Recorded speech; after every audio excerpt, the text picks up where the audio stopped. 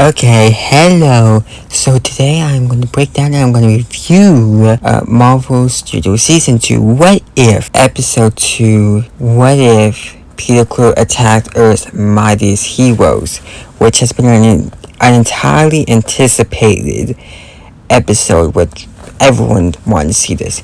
And it was fantastic. So I'll get into the juicy details and let's talk about it. So it starts out with Peter Quill coming down to Earth in a spaceship, and you have Peggy Carter over cons being like, shoot this thing of unknown origin out of the skies. And then Peter Quill crashes into Manhattan and just starts destroying things.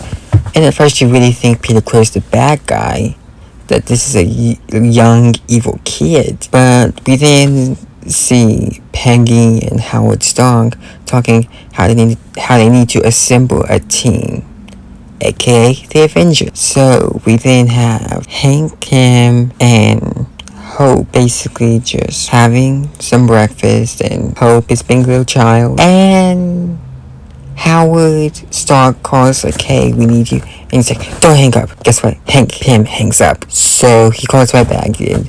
He says, I know you have a grudge against me. And I love this because we're seeing how much of this grudge, which we've known since Ant-Man 2, they've always had a grudge.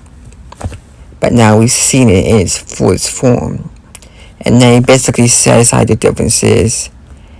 And we see this 80s Avengers team starting to come together. And they bring, Hank brings Hope. It's like, bring your kid to work day. Yeah, she destroys everything later in the episode. But they get introduced to Captain Marvel. And it's so funny, like, she's just brutally honest, like, hey, I'm an alien. And everyone is so confused. But they then go to Manhattan to stop Peter Quill.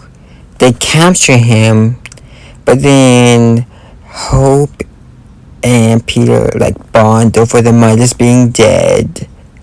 And Hope is basically unlocking everything. And she lets Peter go, and he goes home to Missouri. But Ego notices that his son is missing, and so it comes on Earth. But sorry, I forgot to mention this. Thor actually comes on the Earth. That's how they capture Peter Quill. Sorry, forgot to mention that. And so now it's Thor and the 80s Avengers fighting Ego while another half of the team is going off to find Peter Quill. And so they find Peter Quill, and Bucky's about to kill him. Seriously, Bucky's trying to kill his kid, but Howard Stark eventually convinces him of his humanity, and so he gets a redemption arc way sooner. And so Peter and Ego face off, and Ego reveals that he killed Peter's mom. It's just like, and in the universe, this is always how it's gonna happen. It's going to break Peter's heart. And that's really sad. So he basically kills his corporeal form, but Ego the Living Planet is still alive.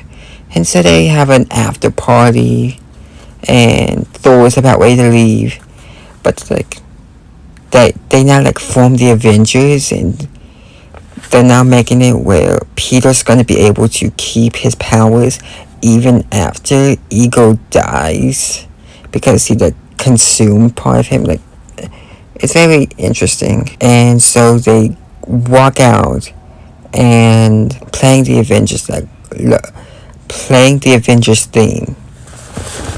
And so now you have 80s Avengers, and they're going to set out to go kill Ego, which this episode was really good. And I've heard people say online that they would like to see this in a live action movie, but that's probably never gonna happen, which is really sad. But yeah, this is a great story idea, and love it.